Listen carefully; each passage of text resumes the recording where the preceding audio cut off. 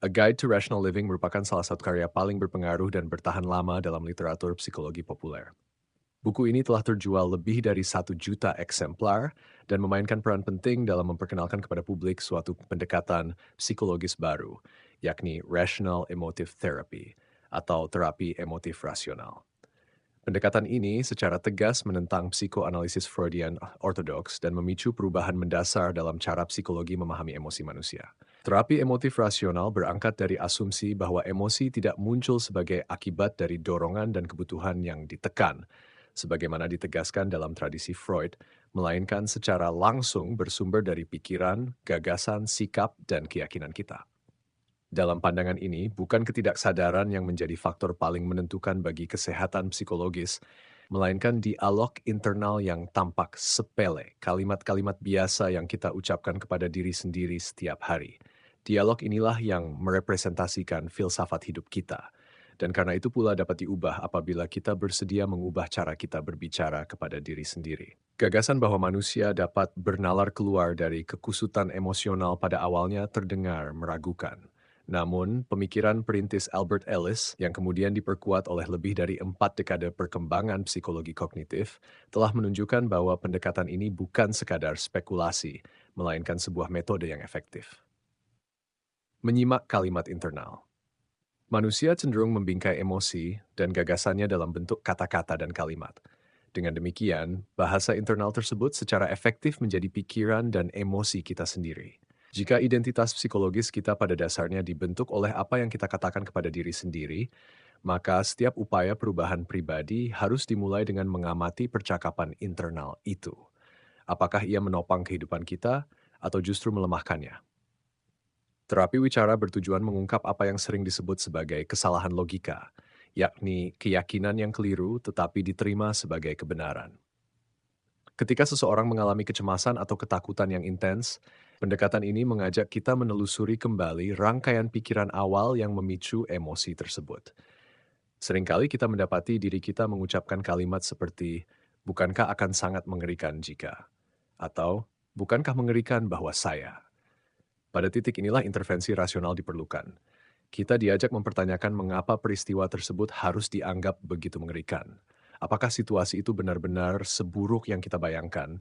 Dan bahkan jika demikian, apakah keadaan tersebut akan berlangsung selamanya? Pertanyaan-pertanyaan semacam ini mungkin tampak naif pada awalnya, tetapi melalui proses ini kita mulai menyadari betapa besar pengaruh kalimat internal terhadap kualitas hidup kita. Ketika kita melabeli suatu peristiwa sebagai bencana, kita sesungguhnya sedang membentuk realitas emosional kita sendiri. Peristiwa itu menjadi baik, buruk, atau netral sejauh kita mendefinisikannya demikian dalam dialog batin kita. Seni untuk tidak pernah sangat tidak bahagia. Muncul sebuah paradoks modern, manusia telah mampu menaklukkan ruang angkasa dan memecah atom. Namun sebagian besar dari kita masih kesulitan keluar dari suasana hati yang buruk. Seiring kemajuan material, tingkat neurosis dan psikosis dalam masyarakat justru tampak meningkat. Tantangan utama manusia kontemporer bukan lagi sekadar penguasaan alam, melainkan pengendalian kehidupan emosionalnya sendiri. Dalam bab yang berjudul Seni untuk Tidak Pernah Sangat Tidak Bahagia, Ellis dan Harper berargumen bahwa kesengsaraan dan depresi pada dasarnya merupakan kondisi pikiran.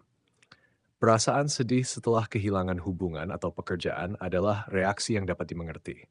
Namun, ketika perasaan tersebut dibiarkan berlarut-larut, ia akan menguat dan membentuk pola. Pada tahap ini, seseorang menjadi setia pada kesengsaraannya sendiri, alih-alih berusaha menilai situasi secara rasional. Buku ini menegaskan bahwa hampir mustahil mempertahankan ledakan emosional tanpa terus-menerus menopangnya dengan gagasan yang berulang. Sesuatu hanya akan tetap buruk selama kita terus mengatakan kepada diri sendiri bahwa itu buruk. Jika kita berhenti menciptakan perasaan negatif, bagaimana mungkin perasaan tersebut dapat bertahan? Berbeda dengan rasa sakit fisik yang tidak dapat diabaikan, emosi tidak memiliki hubungan otomatis dan abadi dengan stimulusnya. Bahkan pada dekade 1960-an, Ellis telah mengemukakan keberatannya terhadap penggunaan obat-obatan sebagai solusi utama depresi. Menurutnya, ketika seseorang berhenti mengonsumsi obat, kecenderungan untuk kembali mengalami depresi tetap ada. Perubahan yang bersifat permanen menuntut transformasi cara berpikir, sehingga individu mampu berbicara kepada dirinya sendiri secara berbeda ketika perasaan negatif muncul. Dalam beberapa kasus, orang secara tidak sadar menikmati depresi, karena kondisi tersebut membebaskan mereka dari keharusan untuk bertindak dan berubah. Pada titik tertentu, seseorang perlu mengambil keputusan sadar untuk tidak lagi tenggelam dalam depresi dan perubahan emosional pun dapat menyusul. Penutup. Penutup, apakah manusia pada dasarnya rasional atau tidak rasional?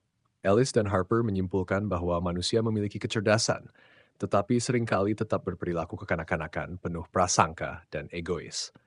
Kunci menuju kehidupan yang baik adalah menerapkan rasionalitas pada wilayah yang paling tidak rasional dalam diri kita, yakni emosi. Dalam penekanan pada pendisiplinan pikiran dan pencarian jalan tengah antara emosi yang ekstrem, pendekatan ini menunjukkan kemiripan dengan prinsip-prinsip Buddhisme.